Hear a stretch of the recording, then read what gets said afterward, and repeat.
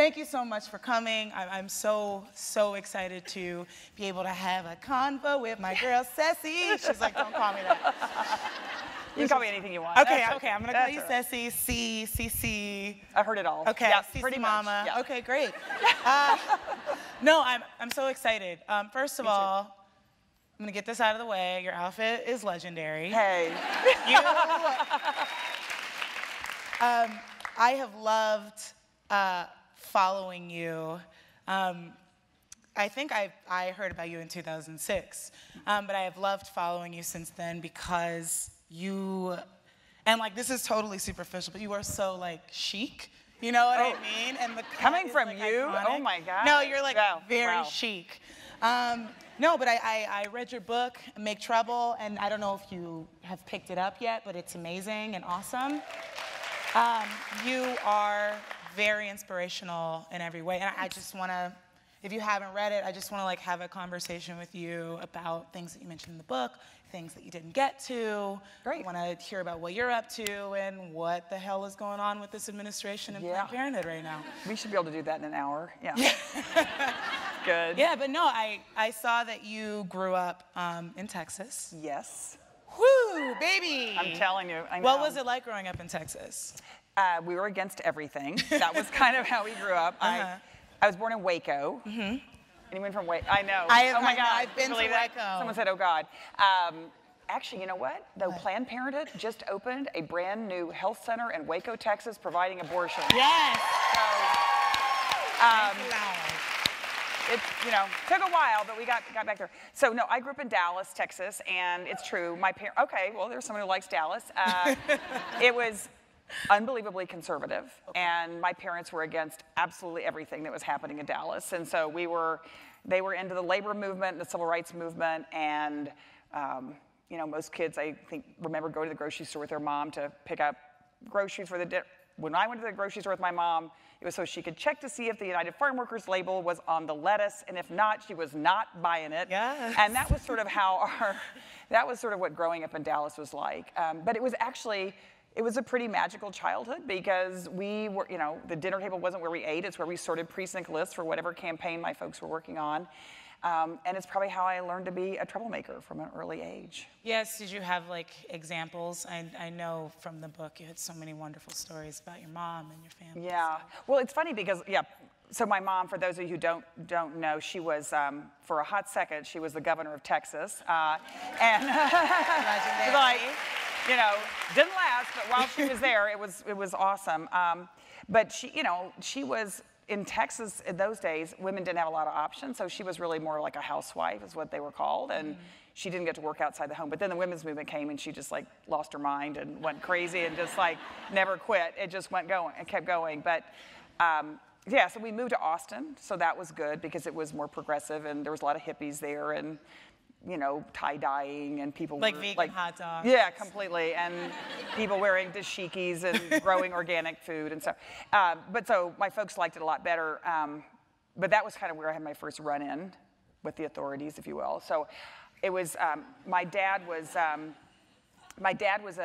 really involved in the anti-war movement. This was during the Vietnam War, and there was a big moratorium against the war. I was in 7th grade. We just moved there. And I decided to wear a black armband in protest of the Vietnam War to my junior high school, Westlake Junior High, which was kind of out in the country. And I got to school and realized I was the only kid with a black armband on. And so immediately the principal called me to his office.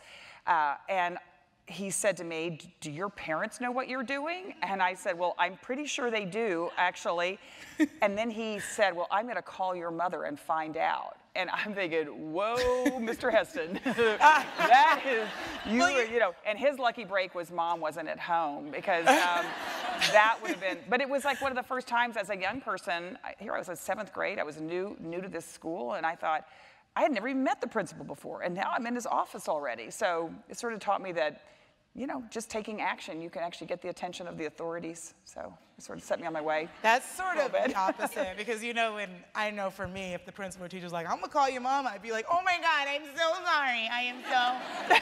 But I love that you were like, ooh, good luck. Yeah, it was kind of like that. Yeah.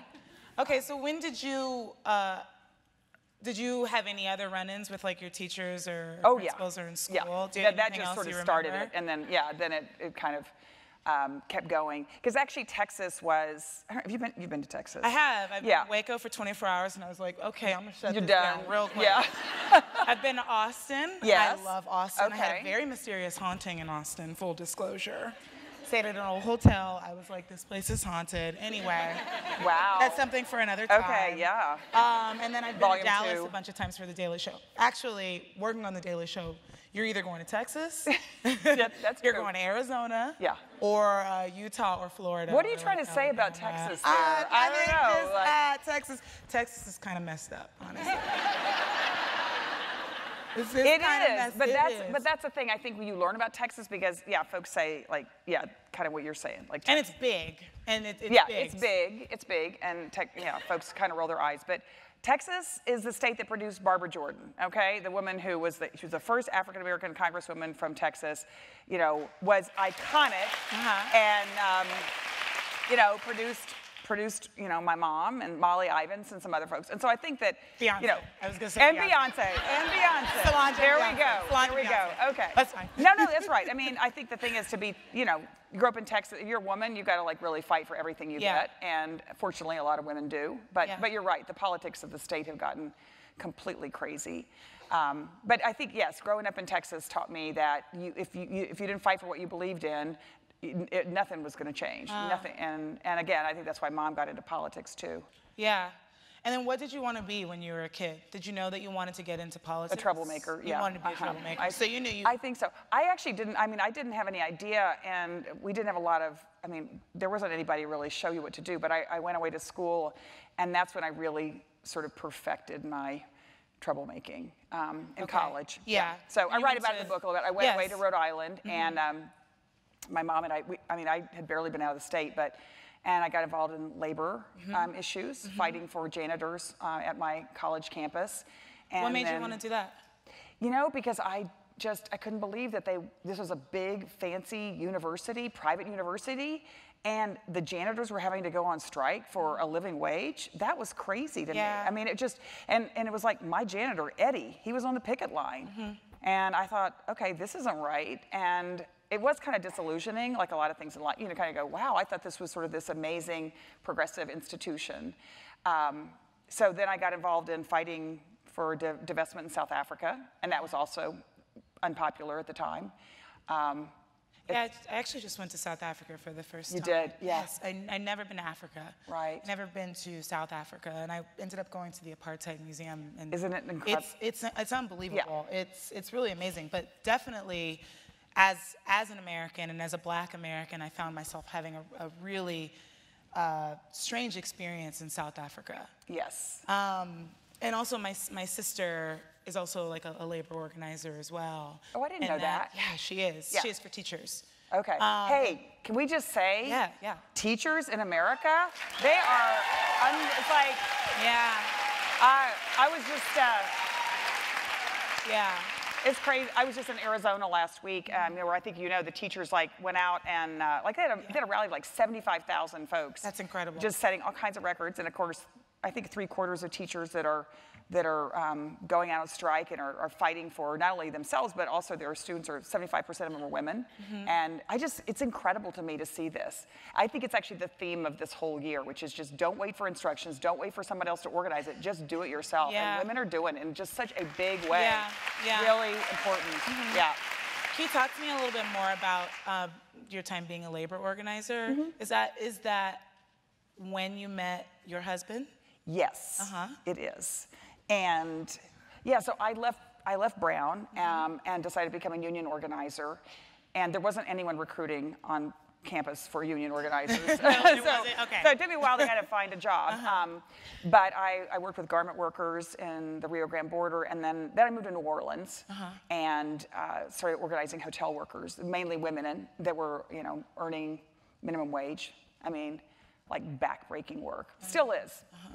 New Orleans actually, and it's a city I love, but still the most profitable hotel industry in the country, in the city of New Orleans. And really? Yeah, because people pay big money for the hotel rooms. Right. And the folks that clean those rooms make almost nothing. I did not know that. So your housekeeper when you go, you stay in a hotel. Anyway, that's how Why do you think it is in New Orleans? Because I've never been organized, I've never been unionized. I mean, we tried for years. It's still like my dream to go back and unionize all of New Orleans hotel workers.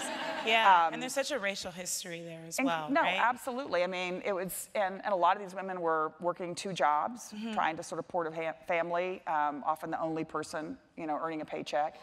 And that's where I met my husband. You know, it was like one of those, I mean, it was crazy. We were like working 24/7 all the time, making no money, shopping at Goodwill. I mean, it was really, and then my husband walks into the office because he'd come down from the East Coast, thought he wanted to be a union organizer. I'm looking at him like, no way, no, I'm sorry. He looked like kind of looked like a Jesuit, like he had like really nice khaki pants and he had like a little button-down shirt. That's hot. And laced shoes. It was like, I just don't think this is, I don't know. Wait, what was your style then? Like, what was, I know you Oh yeah, mine was like anything I could, everything I bought was secondhand, and it was, yeah. I was like, this is just, he's not, but you know what? He made it. He made it. He was a great organizer.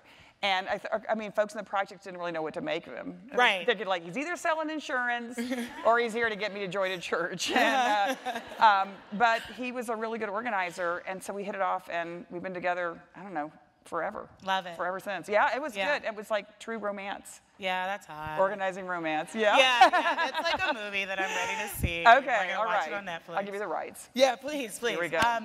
Okay, great. And then when did you start working at Planned Parenthood? 12 years ago. Okay. Yeah, because I just finished my, I just finished last week after 12 years. No, I know. It's like, I know. Congratulations. I know.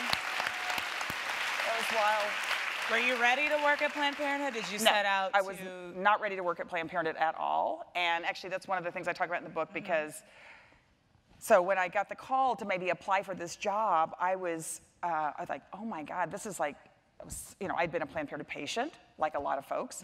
I'd been on a Planned Parenthood board, but I thought, wow, I don't know how to do that. And I was so, I was amazed that they were calling me even to interview for the job.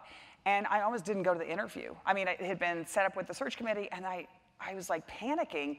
And so I ran into a coffee shop, you know, and I did what any grown woman would do. I called my mother, and I said, I don't know what to do. I mean, I said, I can't do this job. My kids are this, you know, we can't move, and I've never done anything. And all the reasons that women always have for the reasons they can't do things.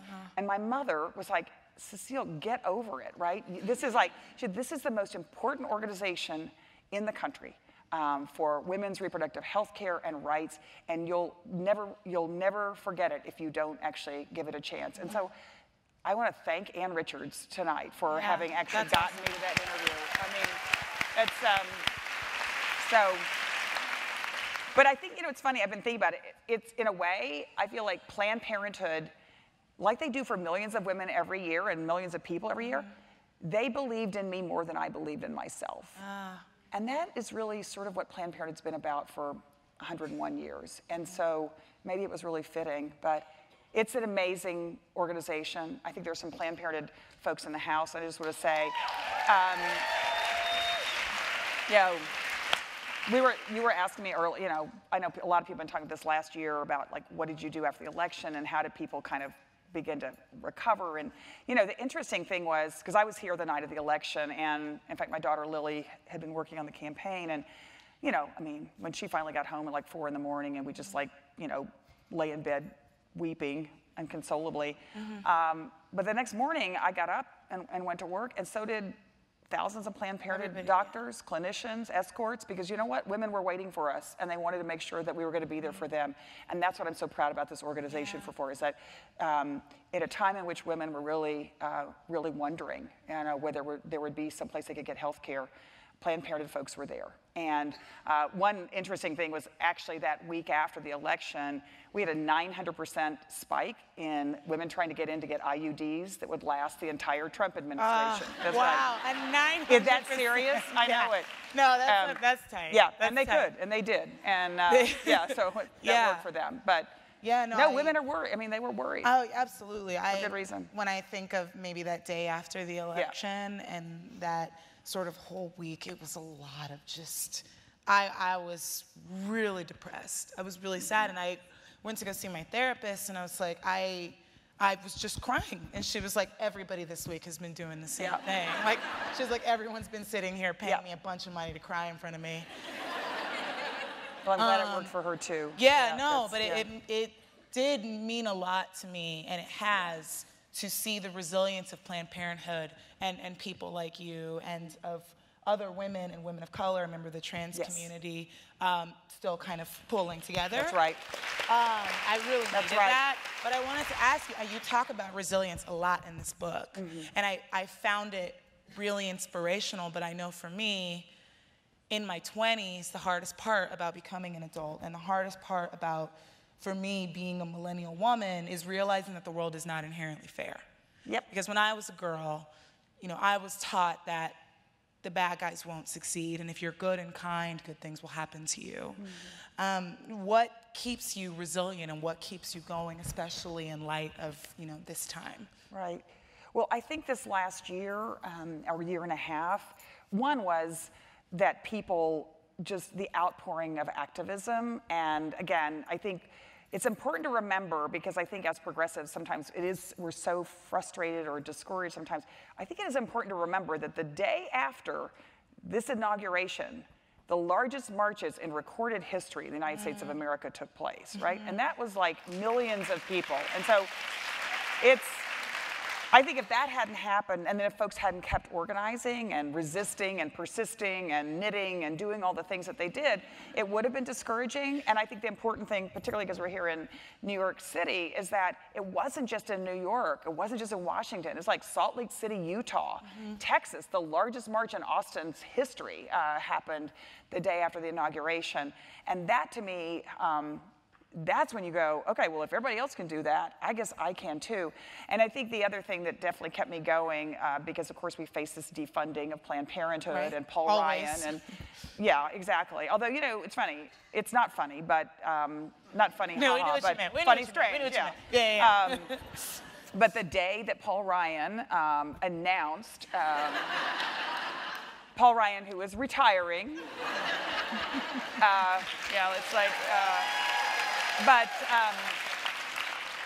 it was interesting. I was in Washington the day that he announced that he was going to have a bill on the president's desk by February that defunded Planned Parenthood and repealed the Affordable Care Act. And that day, you could not get a phone call into his office because the phone lines, the switchboard in Congress was melted down by people phoning from all over the country that were so angry.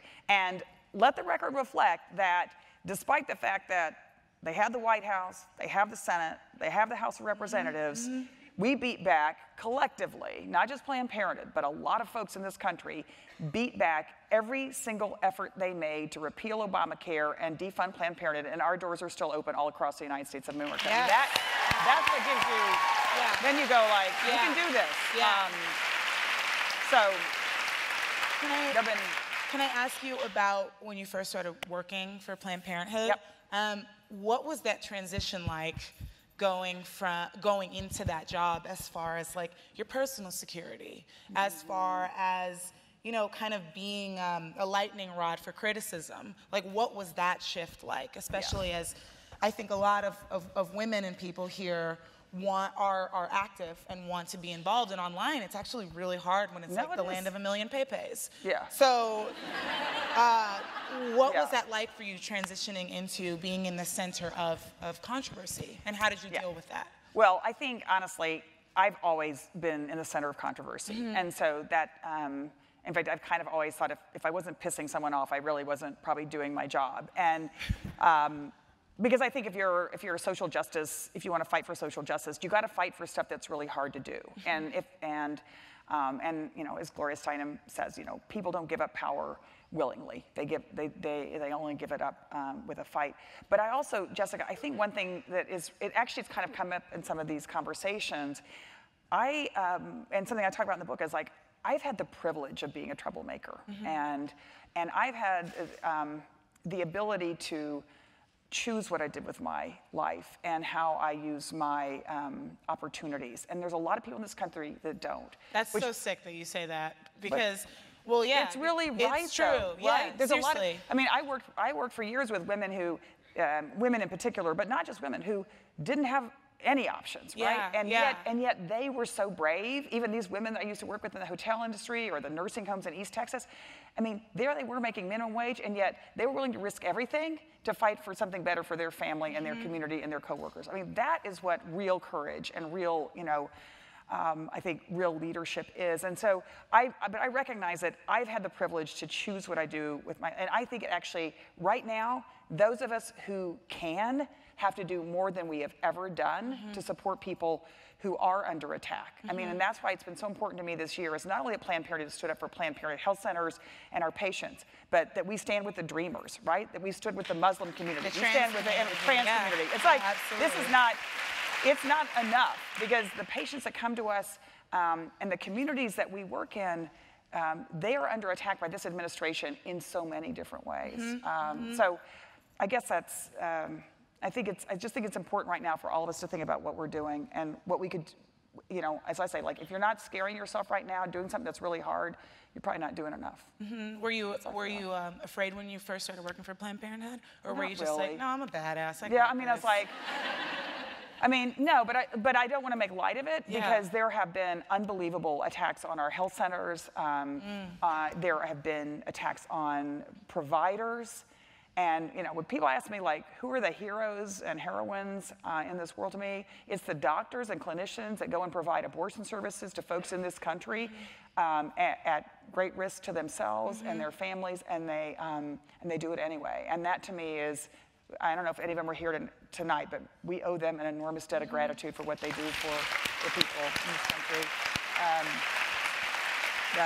Yeah, I remember once, for a Daily Show piece, I had to go to Alabama. Yep. And I was interviewing this doctor who, on behalf of the state of Alabama, would show up to, if a teen was pregnant, he would show up on behalf of the state, and he would essentially go to the court and say she's not fit to have an abortion.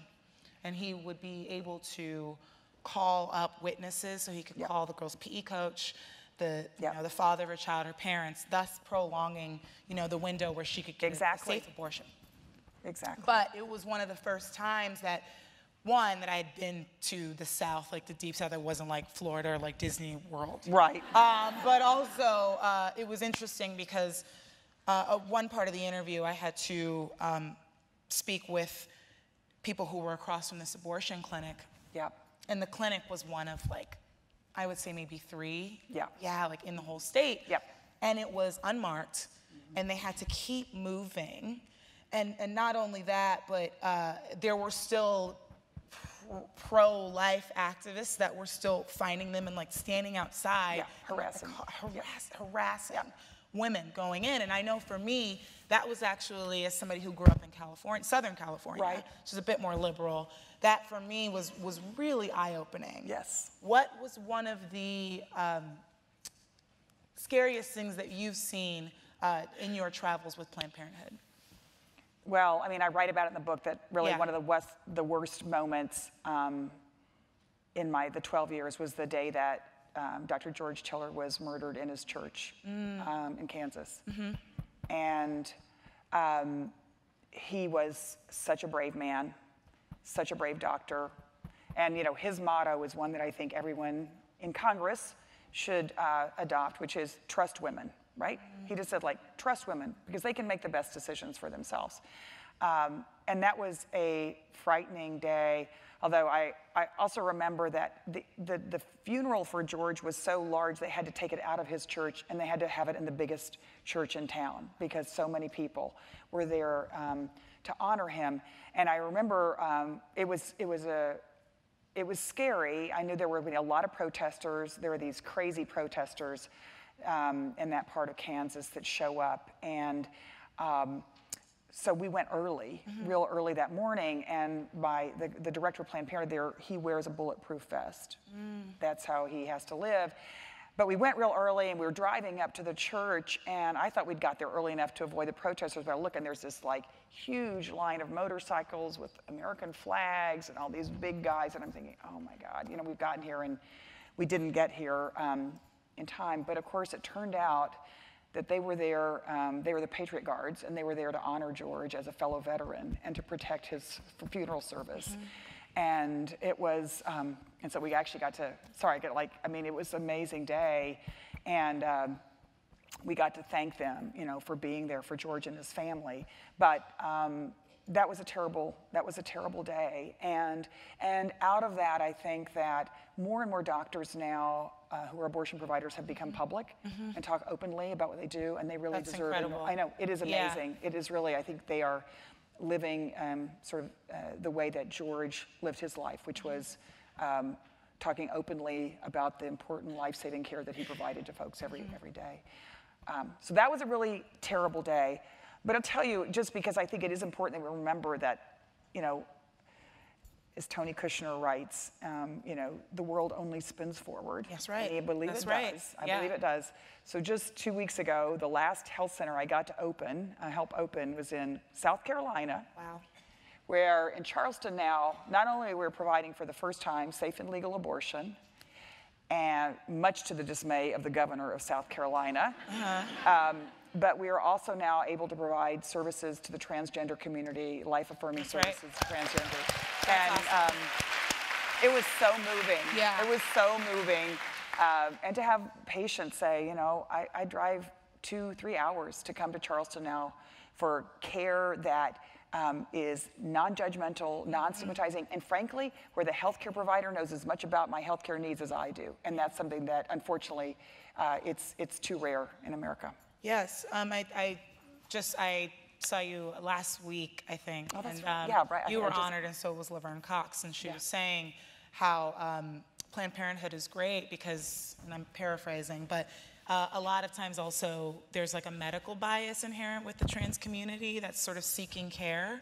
And so I want to know, do you know what Planned Parenthood is doing to make sure that the trans community has access to, healthcare? Right. So I think one of the things is all of our health centers, we provide, we are a welcoming, non-judgmental, non-stigmatizing healthcare provider. Now in 20 states, we're able to provide hormone replacement therapy and expanding PrEP to almost all of our health centers. Wow. And I think it's just a matter of time, and it's moving very, very fast. And it's interesting because I talked to Laverne a couple of years ago. We were doing an interview together, and she talked about the fact that, once services become available, it's like the word goes out, and folks really, and this has been true actually in Texas. We just opened online appointment making for trans services in East Texas. If you've been to East Texas, anyway. You're either like, you haven't lived, or, oh my gosh, I write about living in East Texas, and but it was amazing. Opened online appointments for trans services in East Texas, and within like a day, we were booked out for 3 months. Wow. So the demand for care is so enormous, which is why it makes me so frustrated that this administration is trying to end access to preventive services at Planned Parenthood, and we cannot let it happen. We just cannot let it happen. Yeah.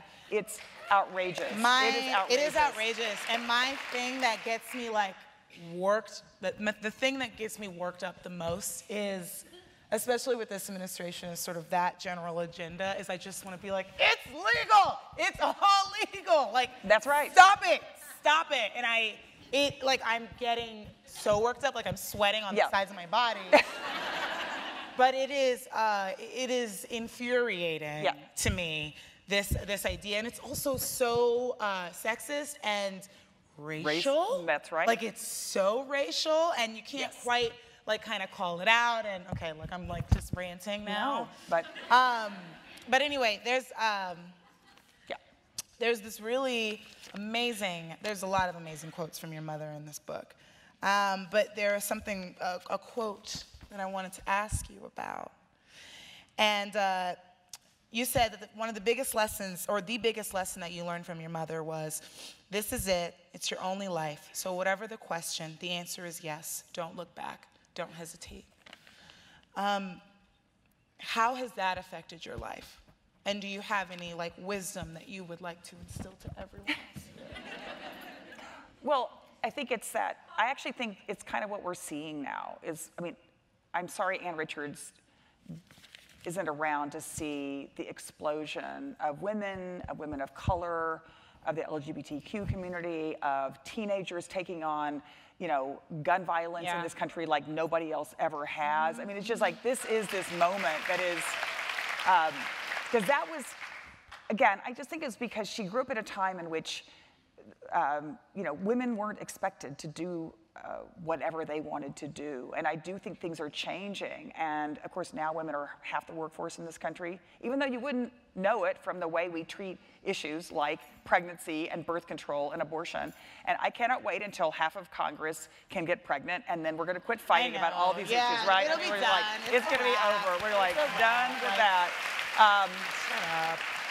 But I just think she, you know, because she did spend a lot of years doing what she was supposed to do, she was like, once she didn't have to anymore, she was just like not wasting any time. And I think that's where she just felt like, it, you know, start before you're ready, get going now, don't wait for someone to ask you, don't. And again, that's part of the reason I wrote the book. And actually I just want to shout out Lauren Peterson, who's here, was my co-author, who's like this amazing, amazing writer. But it was because, you know, after the election, I feel like every day someone stopped me on, you know, on the subway or on the street and said, like, what am I supposed to do? As if there was like this, there was one thing. We just did that one thing. It would all go away. Wouldn't and we'd that be great? Go Wouldn't back. that be great? And I just felt like instead of telling every single person on the subway what to do, I would write a book instead. It would be more efficient. But that's what I'm seeing around the country is people are just saying, like, I got to do more. I want to do more. And people are doing extraordinary things. Folks who never imagined running for office or never imagined speaking at a town hall meeting are just being so brave. And let's face it, I mean, women are making the difference electorally because it is African-American women that made me a senator in Alabama. That's right. That is like totally it. That's right. No, it's right. That it's right. next day, it's been happening forever, but it's finally we're talking about it. The fact that, you know, it is women of color who've been carrying the rest of us on their shoulders and on their backs for centuries. True. And it's time the rest of us do our part as well. Yeah, it was like between that election and Black Panther, I was like, don't tell me anything. You don't have SHIT to say to me. Yeah. No, but it's true. And I think that's why I know for me growing up, Planned Parenthood has always been in my life. And actually, recently, I took like a DNA test, and I've been using Ancestry.com, and I've been able to see all of the women of color that came before me and all the Black women and the Black men, and I could see the censuses that they filled out. And I was thinking about this on the way here, but I saw a lot of them did not have more than a third grade education. They weren't allowed to have more than a third grade education. They couldn't read, they couldn't write. But what I knew was that, and I do know that they all had access to Planned Parenthood. And to me, the relationship between Planned Parenthood and women of color is a really strong relationship. And did you find that you learned a lot about women of color when you started working at Planned Parenthood? Did it open your eyes as to the state of Black women in this country or the state of healthcare for like Latino women or Oh no, 100%. And actually one person I want to give credit to who's been an incredible friend and mentor ever since I came is Faye Waddleton, who was president of Planned Parenthood many years ago, lives in New York City, came from Ohio.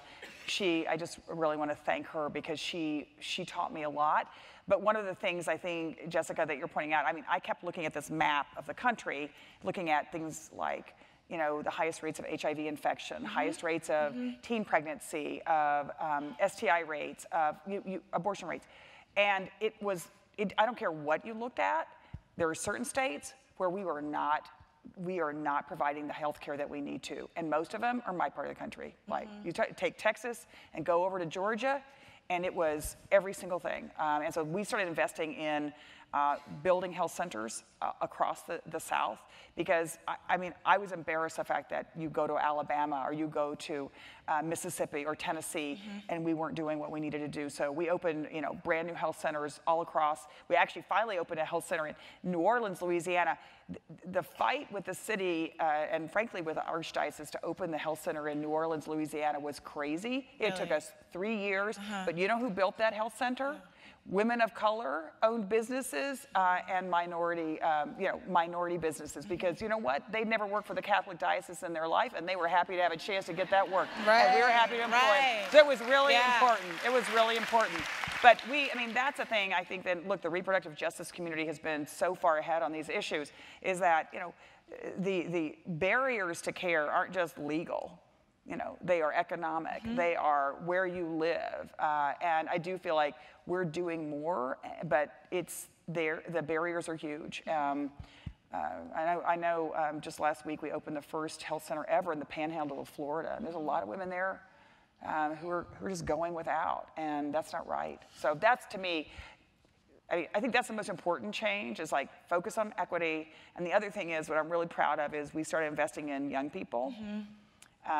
Most diverse generation ever in this country. Oh, I didn't know that. Oh my God, unbelievable. Have completely changed the organization. So we went from about 3 million supporters to now nearly 12 million supporters in the U.S. Yeah. And not that it's a competition, yeah, but no, you know, but you won. We won. But it's largely been young people and people of color, and we're now actually more than twice the size of the National Rifle Association, and so that's like but no, I used to. Yeah, it's like definitely. Like, do one of these. Yeah. But I think that, I mean, the reason why that matters is because that's how we're going to change the politics in America too. It's like, I just think, okay, if every Planned Parenthood supporter and frankly every Planned Parenthood patient went out and voted this November, it's game over. Yeah, it is completely seriously. changed in this.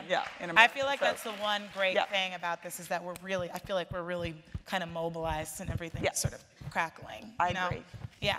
Before we go to these awesome questions you guys gave us, I want to ask you if right now, reproductive rights wise, there is anything happening with this current administration that we should all look out for, or things that we should be aware of.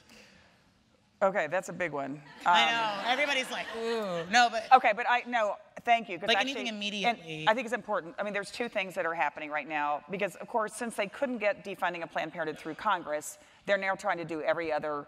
All like tertiary things. Yeah, little things they can do. Yeah. And so Health and Human Services is the department that, I mean, it shouldn't even be called Health and Human Services now. It's like the anti-Health and Human Services department now, because basically they've just, and I think Mike Pence gets a lot of credit for this, they've just, you know, stocked it full of people who are not healthcare providers. They are right-wing fanatics about trying to end birth control and access to reproductive health care in America. So two things people need to be aware of. One is they're trying, this is so crazy, they are trying to dismantle the teen pregnancy prevention program. Okay, now, right now, because of a lot of work, people in this room, a lot of people around this country, we're at the lowest rate of teenage pregnancy in the history of the United States of America. Thank you, Obamacare, That's awesome. okay? Yeah. That really matters. So now they're trying to end that program. Planned Parenthood just sued and got a permanent injunction, but believe me, that's not gonna be the end of the story. Right. So fight for sex education, because it works and it's important, all right? Yep. But even worse is right now, and we keep hearing these rumors, and I thought maybe something would come out today, that this administration, that means President Trump, is going to issue an executive order that is this, I don't know if you remember, one of the first things that he did when he was elected was he issued an international global gag rule, right? Which essentially cut off health care for millions of women, many women who had no other access to health care. Okay. Now he's planning on doing the same thing domestically. That's so this scary. This is never has anything like this taken place in the U.S. Now, Ronald Reagan tried to do this more than 30 years ago. Okay, so just to put it in perspective. I did not know that. So didn't get it done. This would basically say to any person who was going to a health center under the National Family Planning Program, which is called Title X, which you don't need to know that, but the National Family Planning Program. No, I know. But this is an important thing. This is the program through which about 4 million people get their birth control. We're the biggest provider of that. If this goes through, and we'll sue it, but this is their plan. If this goes through, any provider of birth control through this program cannot tell a woman that abortion is legal. Oh, man. They can't tell them where they can go. They can't even provide it as an option. They will literally be gagged from providing their patients with medically accurate information that could save their life. Wow. And that is outrageous. And we have got to, we have just got to go crazy when this happens. Yeah. It is absolutely unconscionable. And the heartbreaking thing is, there are people in this country, they don't even know if abortion is legal. Of course right? not. They have Yeah. no idea. And so if you can't count on your healthcare provider to tell you the truth, who in the world are you going to count on? Right. So it's outrageous. And those are the two things that I'm most focused on right now. And I know our folks are worried about. So we're going to have to just, we're going to have to really turn it up, turn up the volume. That's right. Yeah, okay. All right. I'll be definitely calling in. Just kidding, we didn't exchange numbers. But I will definitely. Yep. Okay, something to just, be aware of. Something to be thinking about. Yeah, that's right. Watch for the news. Oh, this is a good question. Loving this room. Okay. I want to go everywhere with you. Okay. Yeah. All right. I'm great. I'm ready for a tour. Okay. So, tell us more about your meeting with Ivanka and Jared. Oh. Exclamation mark! Exclamation mark! Exclamation mark! This is a great story. Okay. So, tell us, please, and brew the tea, brew it up hot. Yes. Pour it. This for you. I think you wrote that question. I think you wrote that question. I know. I'm like, somebody wrote this. No, but please let it rip. So, and I write about it in the book a bit. Yeah. But as I think some folks know, right after the inauguration, I got a message that Ivanka Trump wanted to meet about Planned Parenthood, and okay. I was skeptical. Really? I know. I don't know. But I thought about it. I thought, well, look, if there's because of course the president said he was going to defund us, and I knew millions of women were counting on us, millions of people, and so I thought, okay, well, I should go. I should go at least just tell her what we do, tell her how devastating this would be if the president did what he said he's going to do. Tell her about a literal nightmare. Yeah, and then actually she said she was going to bring her husband. So I said to Kirk, you have to go with me. I'm not going to go by myself. And so it was a double date. Yeah, like brunch with friends. Yeah, double brunch. Yeah, double brunch. Okay. Yeah, brunch. So we had to drive out to the Westminster or Bedminster, I don't know what it's called. It's a golf course that Donald Trump owns out in New Jersey. Anyway, we'll have to Google that. And I don't even know, what do you wear to a golf course for breakfast? I have no idea. Anyway. But so we went, and I said, look, I just think it's important you know about what we do at Planned Parenthood. And there's almost 2.5 million people who come to us for health care, and a lot of these folks, we're their only health care provider. There isn't another option for them, or they choose us, and they should have the right to choose to go to Planned Parenthood for health care. But Jared, who really kind of carried the meeting, if you will, yeah, he had a surprise. That's a twist. Yeah, that's a twist. Okay. So he said, well, he knew that we had a great business, and we're like. And I think he thought Kirk worked for me, my husband. He was kind of thought it was our family business, Planned Parenthood or something. You're like, not all things are family businesses. Anyway, and Kirk is a really mellow guy. With I could see his head about to explode. But he said, but look, we control everything. We've got the White House. We've got Congress. The Republicans have everything. You have nowhere to go. And so if you're going to make a deal, you're going to have to make it quick. And you're going to have to make it here because... This isn't The Apprentice. Yeah. Don't do that. It was, and he basically said, my idea is that Planned Parenthood, if you just quit providing abortion services, I'll talk to Paul Ryan and, yeah, and, see if we can just maybe even get you more money.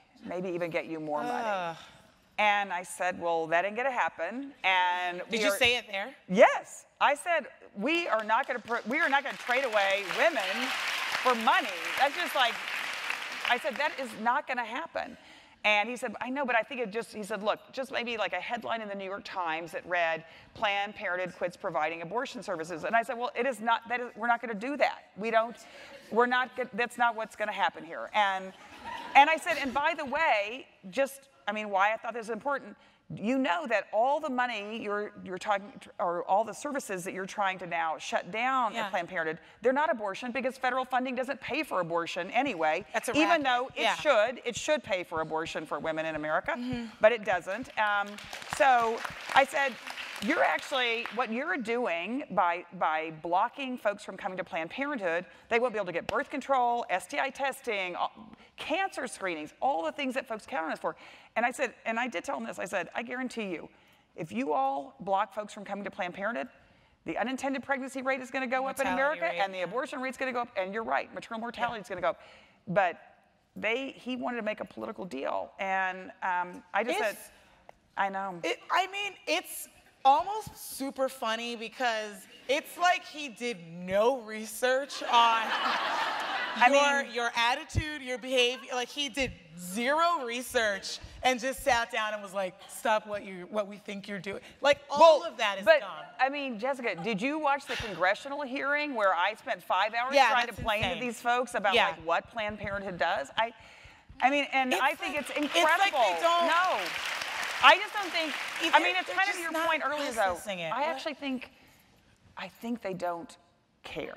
Yeah. And so I don't even think it's about, and at one point, Ivanka did say, she said, well. What did she say? She was very hurt that I had not said nice things about her father.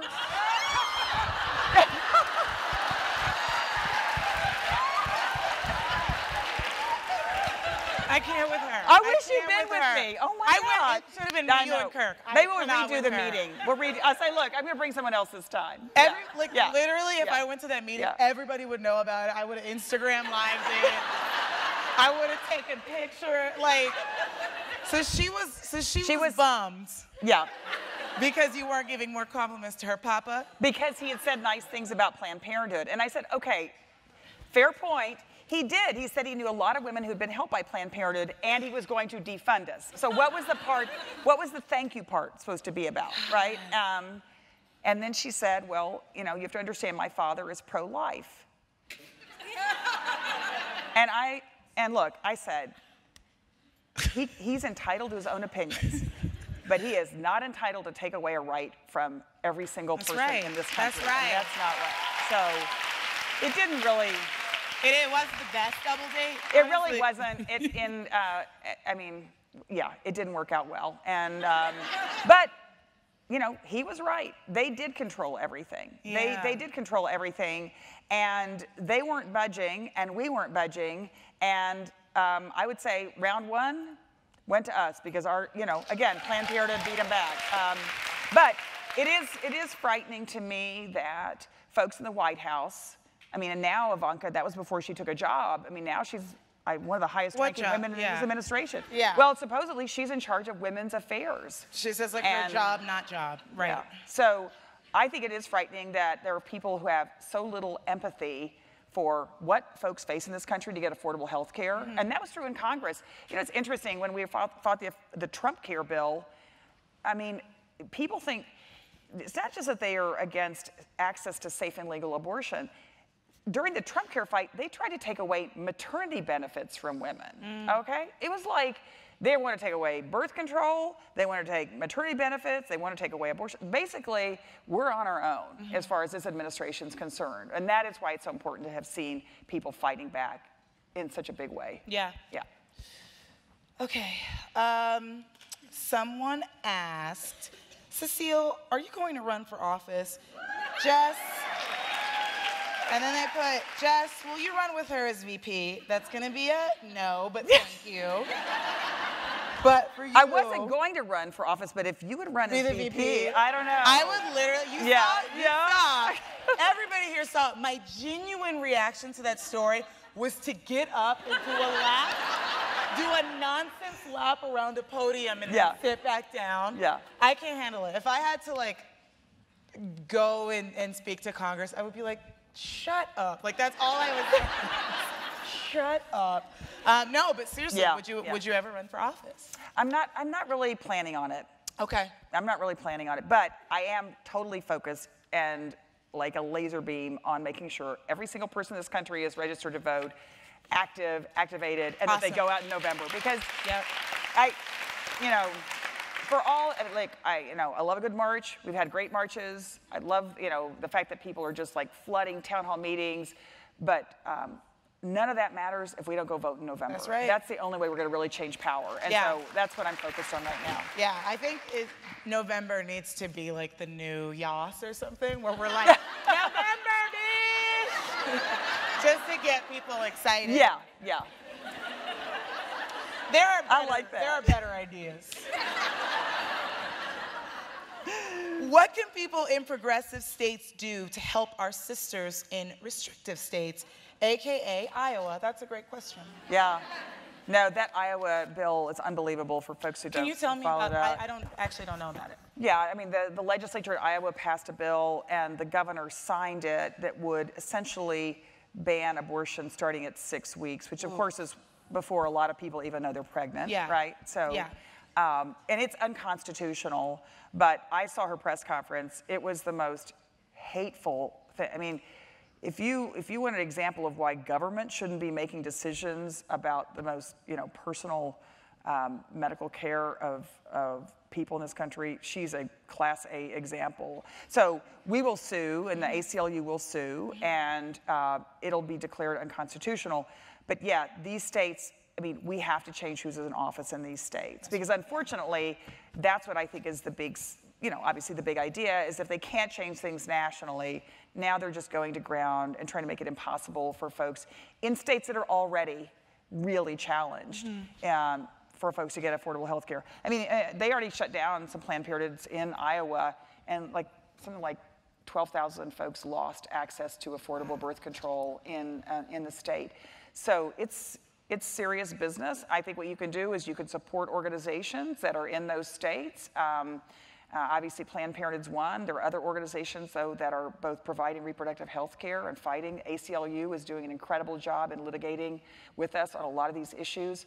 And I think support candidates. And this is the other thing. It's like all these folks now have put themselves out there to run for office.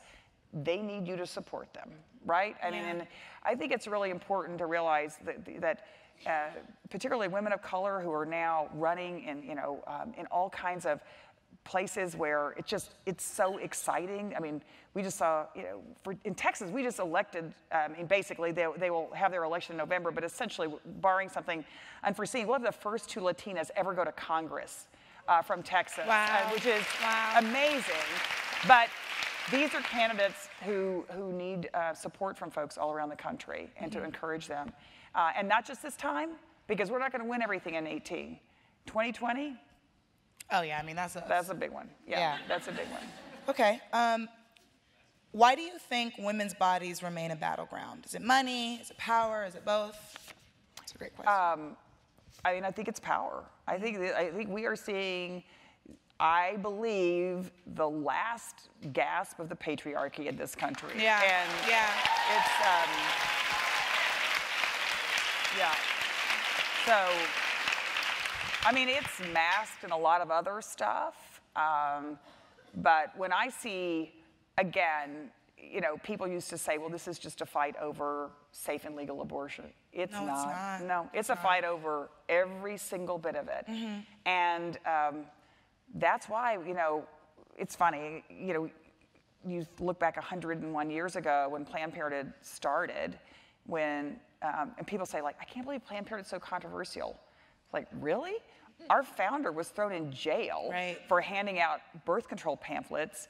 And my favorite part of that story is that, she was thrown in, there was an undercover cop posing as a mom, busts Margaret. Which is also already pretty wild. Yeah, pretty great. Throws her in jail, and she teaches all of her fellow inmates about birth control, right? Yeah. So that is essentially, yes, Margaret. This is always, if we're not, that's always been the role. But I do think now that again, we're seeing women are half the workforce. I mean, the most recent graduating class from NASA astronauts, guess what half of them were? Women, okay? Every single place in society, and yet there are folks who I think for whom that is really alarming. And now they are, I think all the kinds, and I think what we're seeing in this administration is this idea that somehow they're going to take women back to the 1860s. And as far as I can tell, women aren't going. It's just not going to. Not the best time, I'm No, gonna say. no, exactly. Yeah. For a lot of women. Yeah. Cecile, are you going to run #Richard Williams 2020? Very funny. Second one. Okay. I planted them all over, yeah. Yeah. Okay. How do I convince my dad that Planned Parenthood is not evil? It's a great question. Well, it's good you're in conversation with your dad, and I think it's really important to talk about what we do and the healthcare we provide, and I think you can get a lot of that information. And one of the things, I don't know, I mean, I guess I'm not sure what all your dad's issues are, but I think it's really important. I mean, she's like, he's insane. No, I think what's important, and actually this is something that is important work to me about what we've done at Planned Parenthood, is that I think for several decades, there's been this sort of political binary of like pro-choice and pro-life language, which is frankly, it's irrelevant to people, and it completely doesn't, it sort of dismisses what can be a much more important and deep conversation with folks. And we're actually the people, where the people in this country are, and I mean, I talk about in the book actually a couple of campaigns in Mississippi and South Dakota, where these were states where they tried to make abortion illegal. The legislature did, and then they had a vote by the people of those states. And overwhelmingly, in those very conservative states, where if you polled, they would say, folks were pro-life, they overwhelmingly voted to keep abortion legal in South Dakota and Mississippi. And I think that's because people actually can make a distinction between what they believe their own personal feelings are about abortion and what they think they would do in circumstances. Although, as we also know, people change their minds, right. Because things happen. But they also don't feel like they can make that decision for every pregnant person in the country. And that, to me, would be the conversation. If the issue is over abortion with your father, I think it's really important to say, you can respect his opinion for himself, but also it's important to think about, is he willing to actually make that decision for everybody? And most folks actually, once you don't try to put people in a box or in a label, they actually can have a much more nuanced conversation. And that's actually where the vast majority of this country is. And then you could tell him, by the way, Planned Parenthood does more to provide birth control of all types, the best birth control to more people in this country than any organization. It does more to reduce unintended pregnancy and the need for abortion than any organization in the country. That's right. So yeah. I think it's like, for all these people out there picketing our clinics and yelling at women, I was like, if you really want to do something about unintended pregnancy, come on in and volunteer to Planned Parenthood Health Center. You'll be doing a whole lot more good for folks. Can I tell you why? I do agree, and as I get older, I'm trying to get better at being able to have that sort of political conversation and learning, which is something that I did learn at the Daily Show, is that it doesn't have to be a binary conversation, actually. Right. We can have a nuanced conversation, but I am a double Leo and an Aries, and so I'm a triple fire sign. But also, actually, I do have a hard time because as a woman of color, it's hard for me to talk to white conservatives about having a very nuanced, kumbaya conversation, because to me it's hard to explain to them that to me they're being racist, even if they don't realize it. And so I have to, it's interesting, as a person of color, you have to operate on this level of, okay, so this person doesn't know that the things that they stand for actually are inherently racist because of this institutionalized system that we live in, that, the founders of this country, they owned humans, and we are still suffering the ramifications many generations, That's exactly right. Beyond, and we're still trying to unpack that. Right. But if it comes down to it, and you still will not admit on any level that that your opinions actually are rooted in this institutionalized system, which is fine, it's difficult for me and actually upsetting for me to have to allow that to exist as a Black woman and allow them to, you know, state their opinion without being able to call out that, hey, you're actually being racist even if you don't intend to. And then not only that, I just have to let it, go and have like I have to try and meet them on whatever level that they are on. And so for me, as I get older, I really want to get better at that.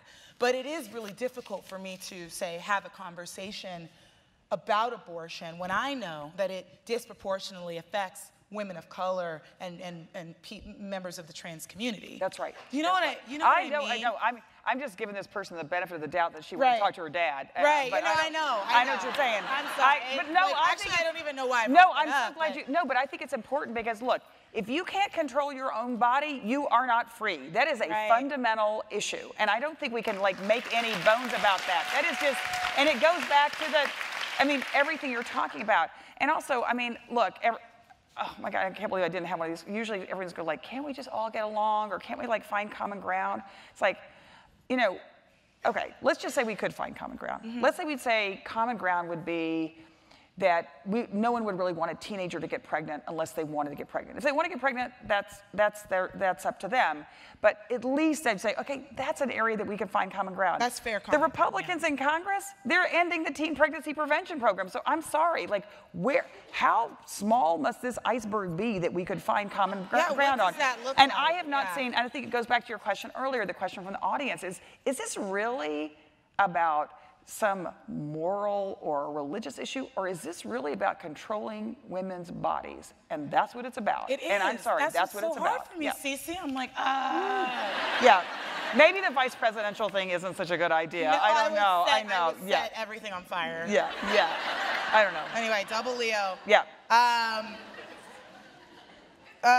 What happened to Ivanka Trump? Thought she was a fighter for women? And I think we got to that earlier, but the answer is like...